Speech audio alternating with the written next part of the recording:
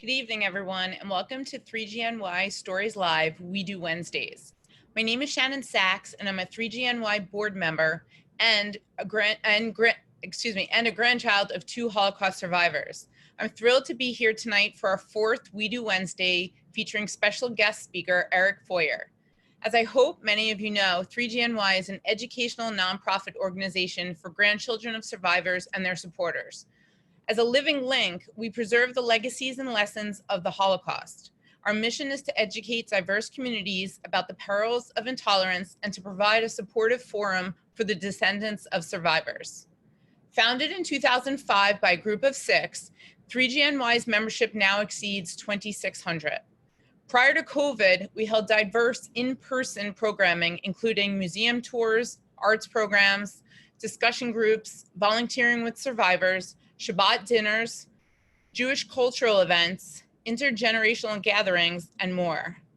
We've recently pivoted to virtual events and are proud to share our work now with an even wider audience, along with our valued community members. 3GNY has also played a leading role in launching other 3G groups. These include 3GDC and 3GNJ.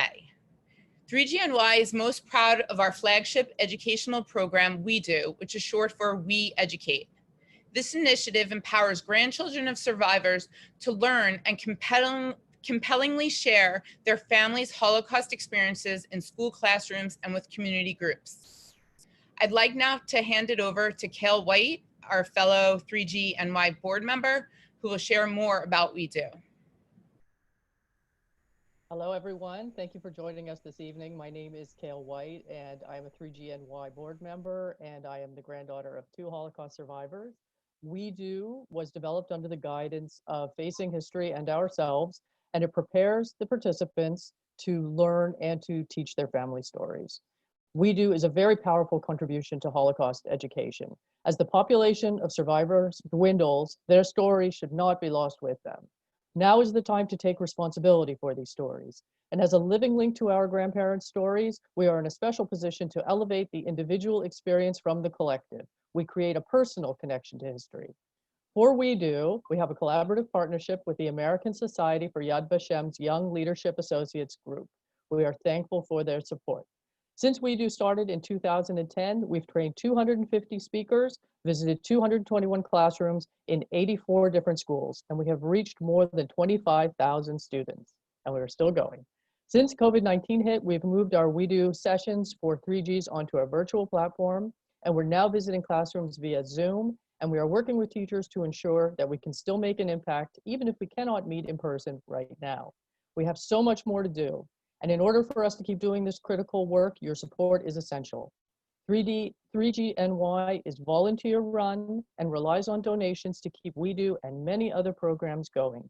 Any amount, big or small, will help us sustain WEDU and train even more 3Gs. So there is a link to our donation page in the chat box, and we hope you'll consider making a gift. Thank you very much for, wait, let me take this down. Easier to read. Thank you very much for helping us to honor the memories of our grandparents and ensuring that never again is more than just an empty phrase. And now it's my pleasure to introduce tonight's speaker. Eric Feuer became a 3GNY speaker through WEDU in 2019 to share his family's story and to highlight the importance of having empathy for a stranger in need. Eric lives in Manhattan with his wife and newborn daughter. He has a BA from Binghamton University and a JD from Benjamin N. Cardozo School of Law. Eric currently works as a compliance officer at a global alternative asset manager. Eric, we can't wait to hear your story. Thank you so much for telling it. Go ahead. Great, and thank you, and thank you 3GNY for organizing this event and inviting me to speak tonight and to share my grandma's story. And thanks all of you for joining. It's really fantastic to see so many people who are interested in hearing this history because it's important to educate ourselves and our children, and events like this help us listen to these stories. Before I begin and share the presentation, you know, when I listen to any Holocaust story, it always presents me with a question of, you know, what would I do if I was facing similar circumstances. And I think that's kind of the way I listen to these stories, because it helps us when we come across a situation in our lives where someone is in a difficult situation. By reflecting on that, it helps when those things come up. So I'm going to share my screen.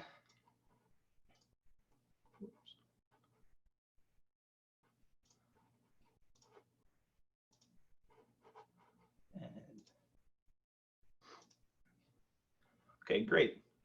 Okay. So I guess what I'm doing now is I'm going to introduce you to my grandma, Jeanette Kalish. So this is Jeanette when she is 12 years old. She was born in Danzig, Poland. Her name at the time was Gila Drucker. And she was the daughter of Orthodox Jews who ran a local butcher shop. When she lived there till she was 8 years old, and when she was 8, there was a lot of rising anti-Semitism, obviously, in the free city of Danzig, Poland, and by that time, about a third of the city's Jewry left, and including her family. They decided to move to France. Right when she was living in Danzig. This is what this is a picture of Danzig in the 1930s. It was a very populated area, and then when she moved to France with her family, they settled in the Belleville area in Paris. And to make Gila's name more French, because there was anti-Semitism percolating throughout Europe, Gila adopted the name of her good friend Jeanette, and so that's why my grandma's name is Jeanette. They really left Danzig just in the nick of time, because right after they left, the Nazis invaded. They classified all the Poles and Jews living in the city as subhuman. They subjected those people to discrimination, forced labor, and extermination. But thankfully, they were able to make it to Paris. And so it's my grandma, Jeanette, her mom, Lola, and her father, Isaac. And, life in France at this time in Paris for my grandma, she recalls it very fondly. She talks often of her going ice skating. She remembers going to the movies with her mom often. This is a picture of a market in the district where she lived. But actually, when I went back, this is actually the house that they lived in, the apartment building that they lived in on the left. So where it says Panda Belleville, that was the butcher store from 1938 to 1942. And the first floor above that is the apartment where they lived. And my grandma remembers it wasn't luxury living. It was one toilet and shared for 3 apartments. And there was no bath in the home, so they had to go to a bathhouse for bathing once a week. And she still thinks fondly of that time in Paris. But eventually, and she also recalls her family who was in Danzig when they had to be resettled in Warsaw Ghetto. She remembers sending packages from this apartment to her family in Warsaw. So as time went on, in 1941, when Germany easily invaded Paris, over 6,000 foreign-born Jews in the Paris region, and mostly Polish expatriates, including Isaac, they were summoned to the police for an examination of their status. And at that time, for Isaac, my grandma's dad, his identity card was taken, and 1,500, including him, were sent to Pite, an internment camp, which is a transit camp. And then from there, prisoners ultimately were passed from the French police to the Nazis for extermination. So my family really dug into this and did a lot of research into his particular part of the story. My grandmother remembers him being in Pite. She remembers that she would go up to the fence line where she would meet him with her mom, and they would speak through the fence. She recalls the last moments that she saw her dad was through that fence. There were many revolts that took place at the transit camp, but those were repressed. Families of inmates were forbidden from meeting their sons and husbands, and they would travel to Pite and throw parcels over the barbed wire fence. After more research, we realized that on June 25th, 1942, Isaac was sent to Auschwitz on the 4th convoy of trains that left the transit camp to Auschwitz. And we know what happened to him when he was there because his brother David was also arrested and transferred to Auschwitz and was with him. David survived the entire war, but on June 27th, he was tattooed with a number, and then 3 months later, David witnessed him running into an electric fence and killing himself because of the squalor and terrible conditions that it was to live and be a prisoner in Auschwitz. So then, and I remember during this whole time where he's in the transit camp and then he's in Auschwitz, my grandma and her mom are living here and they are getting by. Anti-Semitism is growing in the city. You have to wear a Star of David if you're going to walk around and be outside of your house, so you can be identified as a Jewish person.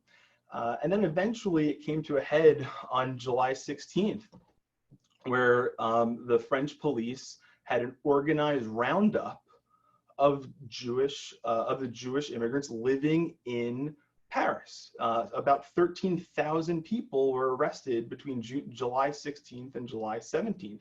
And my grandma and Lola were intended and were supposed to be on this list of people who were going to be arrested.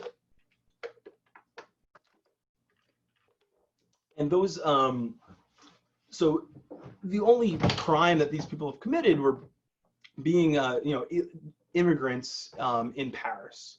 And the goal of the police there was to hand over these people to the Nazis.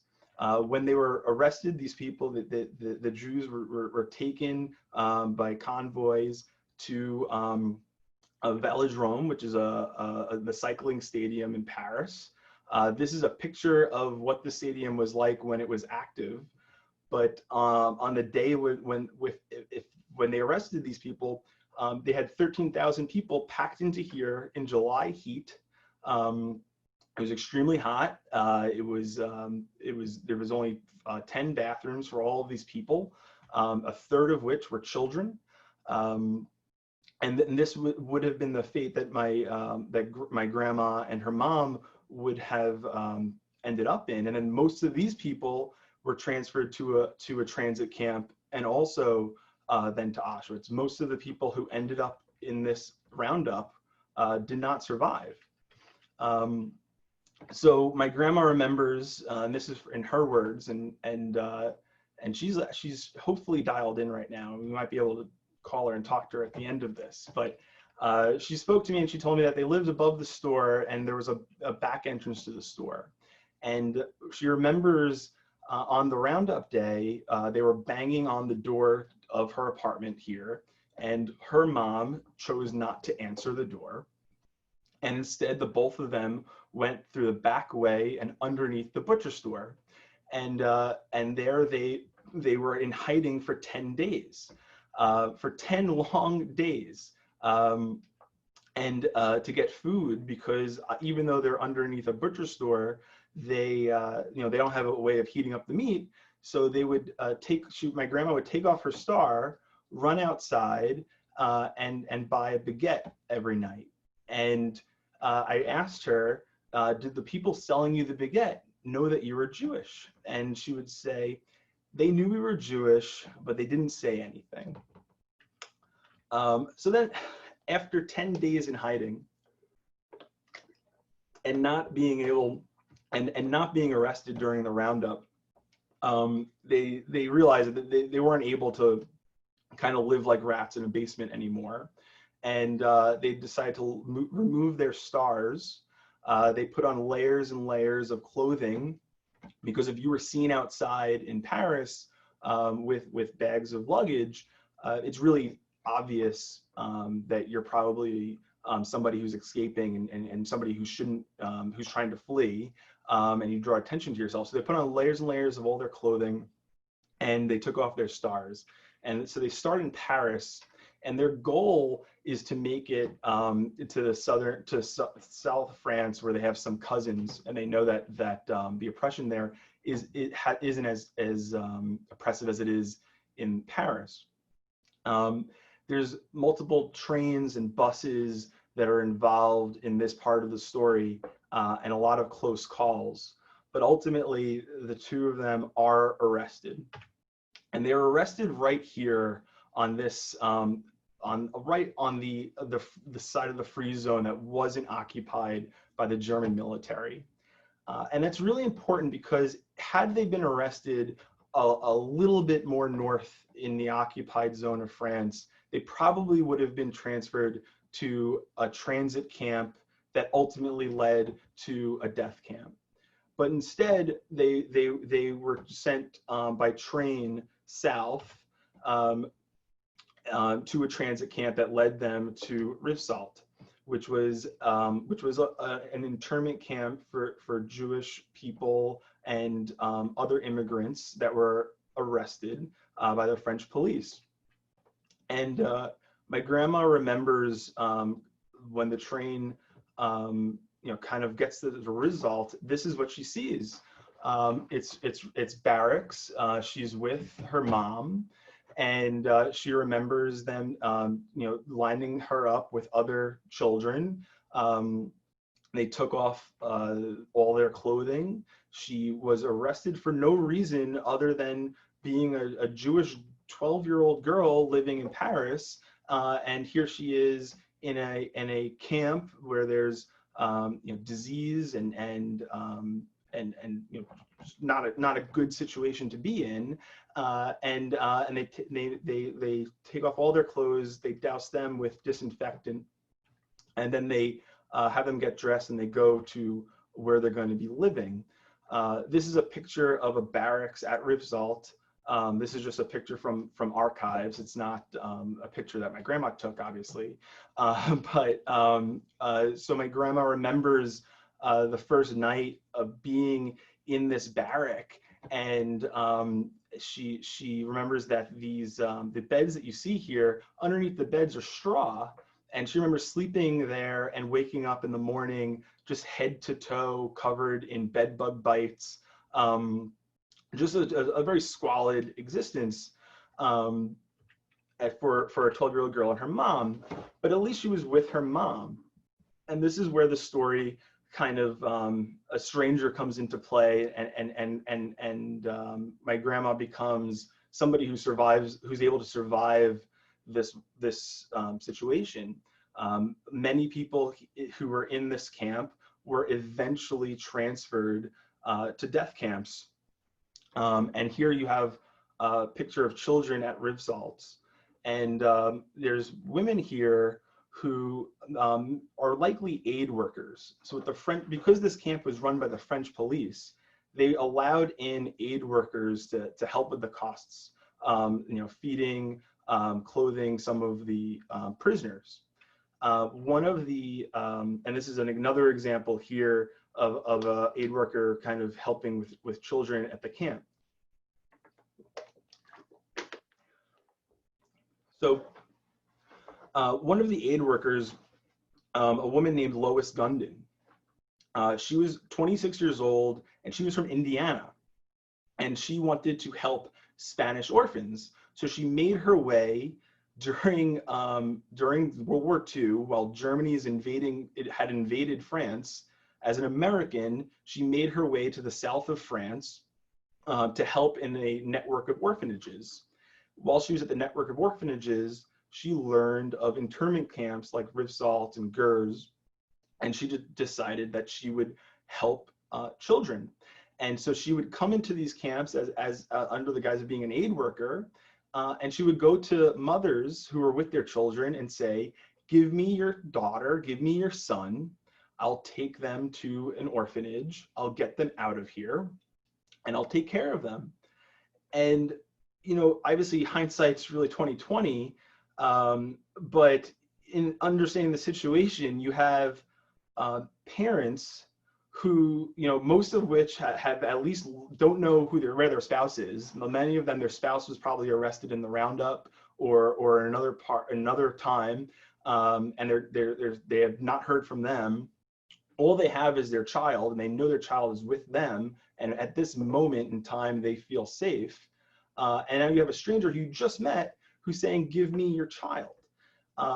Thankfully, my grandma's mom, Lola, told Jeanette, go with Lois. And Jeanette, she tells me she screamed and cried and said, no, you know, I do not want to go with this woman. I want to stay with you. I can't leave you. We're prisoners here together. But eventually my great grandmother forced, you know, said, you know, you're going with Lois, listen to her, she's going to take care of you. And, you know, we don't really know exactly how Lois Gundin was able to get children out of the Rivesaltes concentration camp, transit camp, or internment camp. But we assume that there must have been some sort of payment made to guards. But whatever the process, my grandmother remembers being in the back of a truck or a car with potato sacks, and then ending up, you know, maybe 20 miles away from Rivesaltes in Canet-Plage at an orphanage. In this orphanage, this was meant and established for Spanish orphans. But because Lois was going to the orphanage and taking children and protecting them, there was Jewish children here in hiding, pretending to be Spanish orphans. My grandma didn't speak any Spanish, so essentially just kept quiet. But she did know who the other Jewish children were because some of them were with her at the camp. When she arrived, she remembers filling this out. She filled out the name Drucker, her last name, and then somebody at the orphanage filled out the rest for her. And this was kind of her identification paper at the camp. And we were able to, our family was able to get this from archives. And so, you know, here's a picture of the orphanage in Canet-Plage and the children who were living there and who stayed there for most of the remainder of the war. And Lois did one extra step. So she's already risking her life. She's already in a situation with the other people who are running these orphanages that if they're caught, you know, they would face execution. But she then would go back to the concentration camps to facilitate a mail between the orphanage and the concentration camp and let them, the children communicate with their parents who were prisoners. So my grandma throughout the war was able to write letters to her mother who was a prisoner at Rivesaltes. They would talk about, you know, like how my grandma would say how I'm doing, and then weeks later she would get a letter back from her grandma. She remembers one time she got a package from her grandma with the letter, from her mom with the letter that's and the package had a jacket because it was getting colder in Canet-Plage, and the jacket was made out of sheets. Her mom had become the head of the laundry at the camp. And, you know, we think that had she had to have looked after my grandma, Lola probably would not have been able to really look out for herself as well as she was able to do.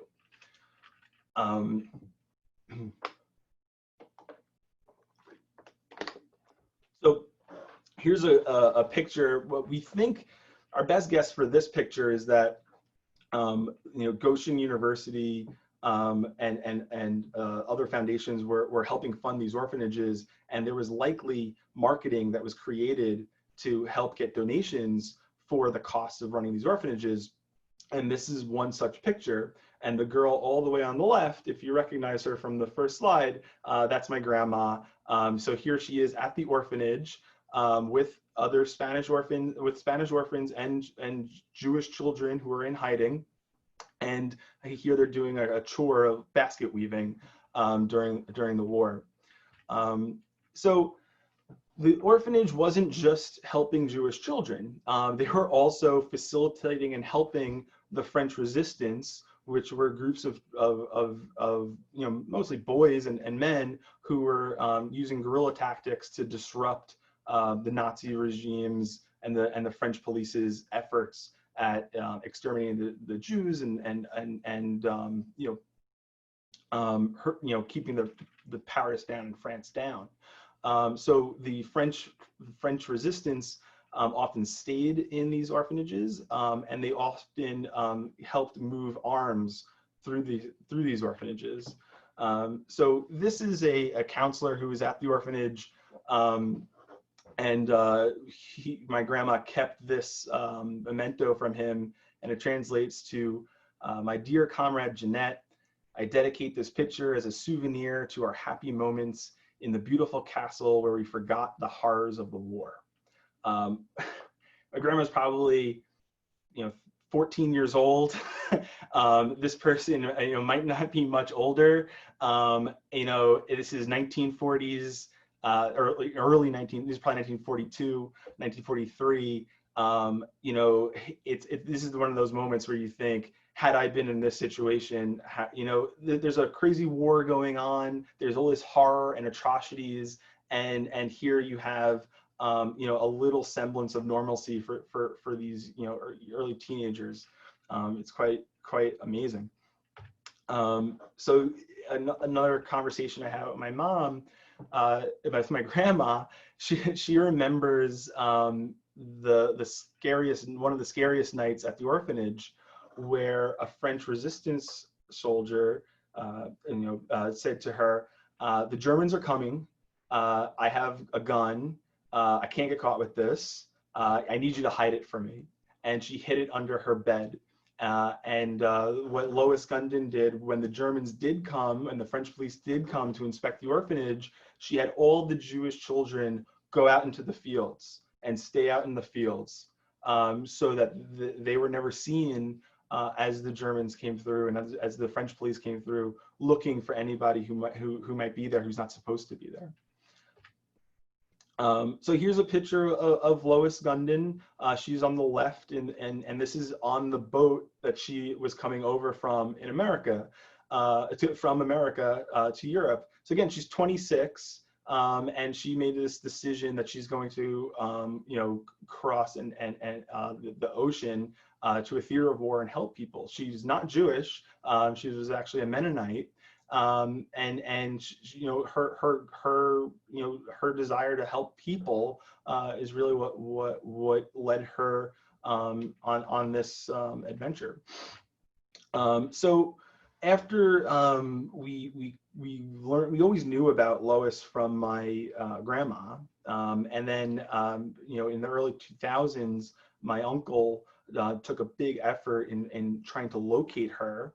And they actually got my grandma and Lois together on the phone. Lois remembered her, and sadly, Lois Gundin passed away in 2007. But my grandma's family and Lois Gundin's family really wanted her sacrifice to be remembered and to be honored the right way. And Yad Vashem has a designation called the Righteous Among the Nations. And the righteous among the nations are for when Gentiles risk their own lives to help Jews. Before Lois Gundin, there were 3 Americans who were designated with this honor. And we really made an effort to have Lois be recognized as the 4th American, and she was in 2016. And so here's my grandma. This is in 2016, and her husband, Bernie, my grandpa. And this is at the Righteous Among the Nations ceremony, where we honored Lois Gundin, and the story was told. Here is Lois Gundin's niece and my grandma together holding the certificate. And it was a very nice ceremony, and Obama spoke at the ceremony. So I'm gonna, hopefully this works, I'm gonna play a little clip of the speech. Return. Would we have the extraordinary compassion of Lois Gundin? She wrote that she simply hoped to add just another ray of love to the lives of these youngsters who had already endured so much. And by housing and feeding as many Jewish children as she could, her ray of love always shone through and still burns within the families of those she saved. So thanks. And I think we're going to send out a link if anybody's interested in seeing the whole speech. It's really quite a moving speech. So you know, we only have so much time, and I you know, took little pockets of my grandma's story, but I wanted to end with the idea that you know, grandma was a survivor of the Holocaust, but you know, the survivor stories that you hear are really the exception. Most people who were European Jews at this time were murdered. They were murdered in a systematic, methodical way. And so here's pictures of my family. On the left is my grandma's side of her family, her dad and cousins. The two girls in the corners on the left and the right, those were the cousins that Lola and my grandma were trying to travel south to meet up with in France when they were arrested. The rest of the family was killed during the Holocaust. On the right side, on the top second to the right, that's Isaac. He's the one who ran into the electric fence. And below him is David, and you know, he's the one who survived Auschwitz, and we believe he may have survived because he was a translator. And that ribbon that he's wearing was something may have been something to signify that he was a translator and knew how to speak German. And we also believe that this picture was probably taken either by Lola or somebody else at the transit camp during the time when families were able to visit their family members at the camp. Again, this is in France. This isn't in Auschwitz. But everybody else in this picture was either killed in Auschwitz or during the Holocaust. So I just wanted to leave it at that, and that's the story. And really welcome, you know, any questions. It's a little, usually I give this story in a classroom setting, and I'm able to see everybody. I know there's lots of people on the other end of this webcam, but I can't see you all in your little boxes. But I'm happy to answer any questions. Thank you so much, Eric. You did a fantastic job, and thank you so much for gifting us with this story. And so what we're going to do now is we're going to open it up for questions. Please, we prefer if you have specific questions for Eric that you type them in the chat. If you have questions that are more directed towards 3GNY, you can always email us you can email them to info@3GNY, and we'll do our best to follow up with them afterwards. Thank you very much. So if you'd like to go ahead and type some questions in the chat. Actually, Eric, I have a question for you. You're on mute. Sorry, did everyone just miss that whole speech? That was classic. So no, I just wanted to thank you, Eric. You did such an amazing job. It's such a wonderful, I mean, obviously a tragic story, but it's just such an incredible story, and you tell it so beautifully. And so what we'd like to do now is open up the event to questions, and people can type their questions in the chat box. And if anyone has questions directed towards 3GNY, you can always you can email them to info@3gny.org, and we will answer them after the event. But please go ahead and type your questions for Eric. And Eric, I have a question for you. Is your grandmother on the call right now? So she is dialed in. I'm gonna give her a phone call in a second. I do see a few questions where people are asking what happened to Lola, which I absolutely buried the lead, and I should have explained. Jeanette and Lola met up after the war. Lola survived the war. And they both ended up going back to the butcher store and back to the home. It was still there. They shared it with other people in the apartments, and they were able to get back into their house. And then about a year or two after the end of the war, they immigrated to America. But it's amazing that the two of them were able to connect again. Amazing, right? And so, what happened? So the paternal uncle and your grandmother were able to great grandmother were able to reunite, and they made it to America after the war. That's right. And so, does your grandmother speak French and Polish? So she spoke French fluently. She doesn't speak French as much anymore, but she still says, and she's still alive. She still says that she's doing great in Florida. She's 91 or 90. She still says she sometimes dreams in French. So I will try and give her a call in a second as soon as if we get a few more questions in.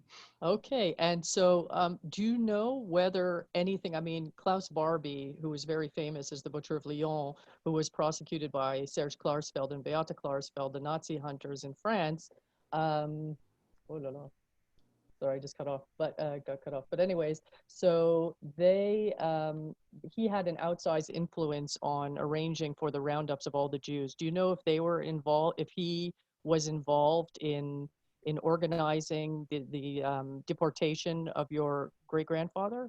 That I'm not sure. I can definitely find out. My uncle Mark would absolutely know the answer to that one. That one. Right. Yeah.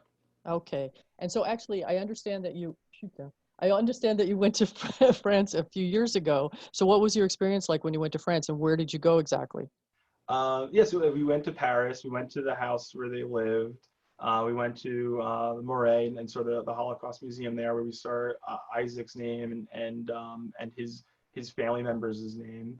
And it was quite an amazing experience because you're seeing your roots, but it's it's really interesting. But then it's also, you get profound sadness. And you don't just become sad for the millions of people, the 6 million that passed away during the Holocaust and were murdered during the Holocaust, but also the millions of people that really should be here now. Doctors, artists, musicians. Great things could have happened, and we could, people who would have been friends with us, people who have been family members of ours, and so you see like that kind of emptiness there, and it's really it was really good to be back there and see that.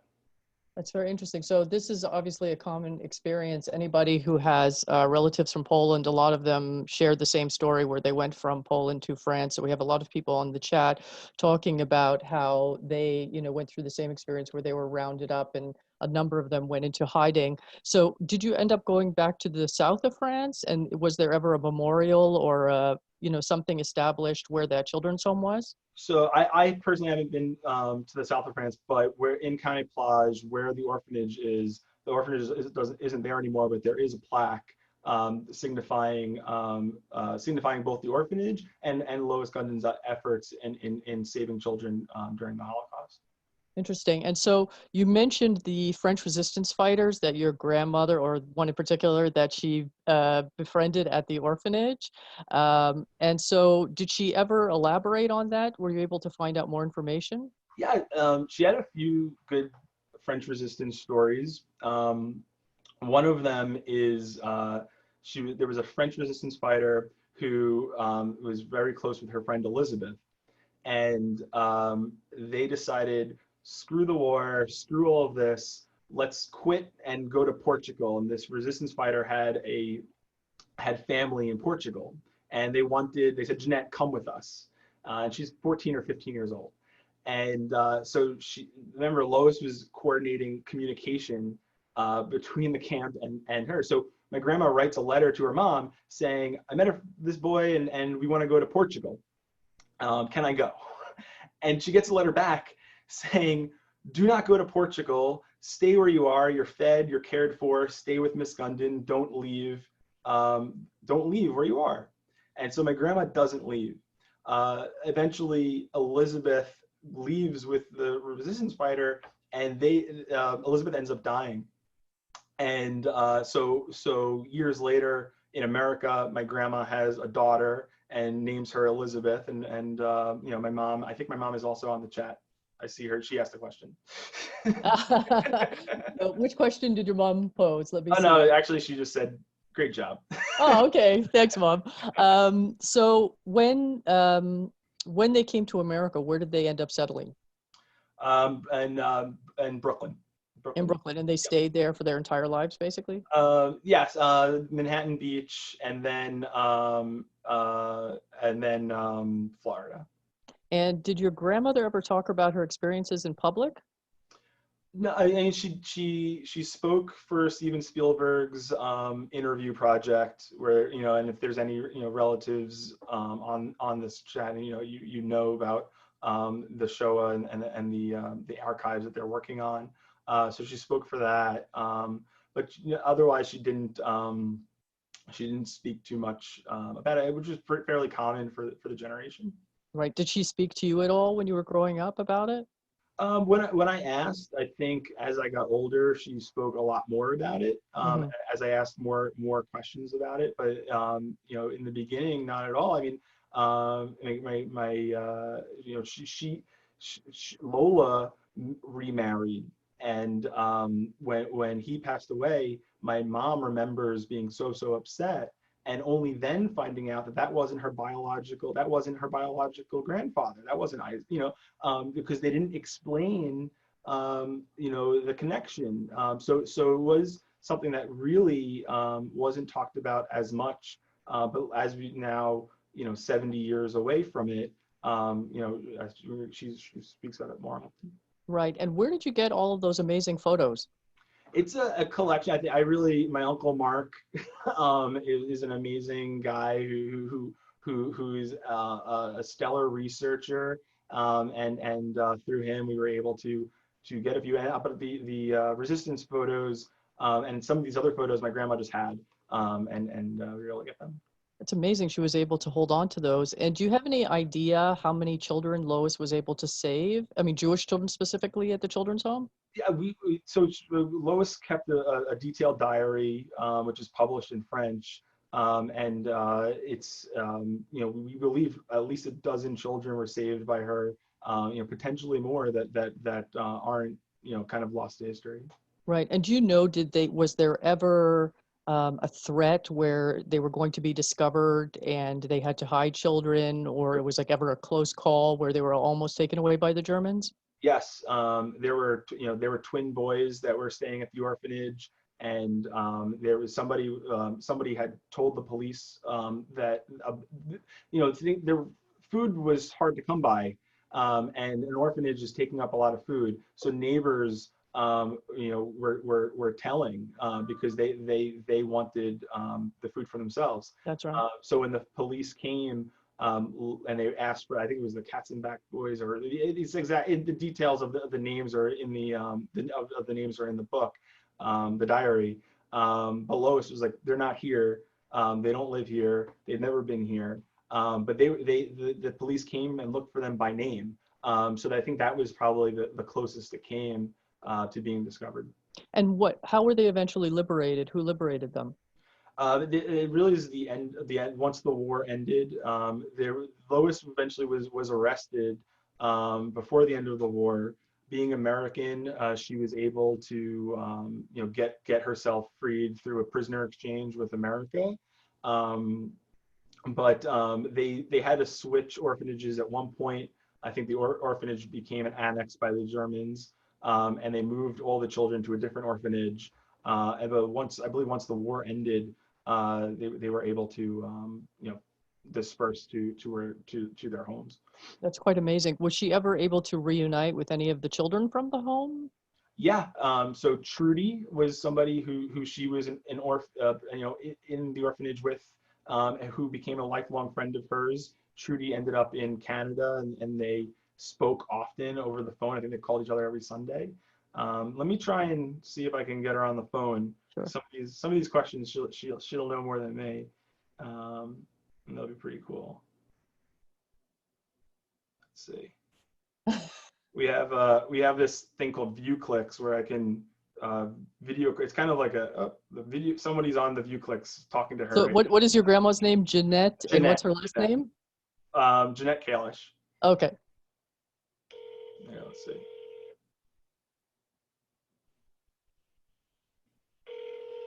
Ring. Hello. Hey, Grandpa, it's Eric. Hello, Eric. You're doing terrific. We're watching it. Grandma is very happy. That's awesome. Can Grandma get on the phone? Hold a second.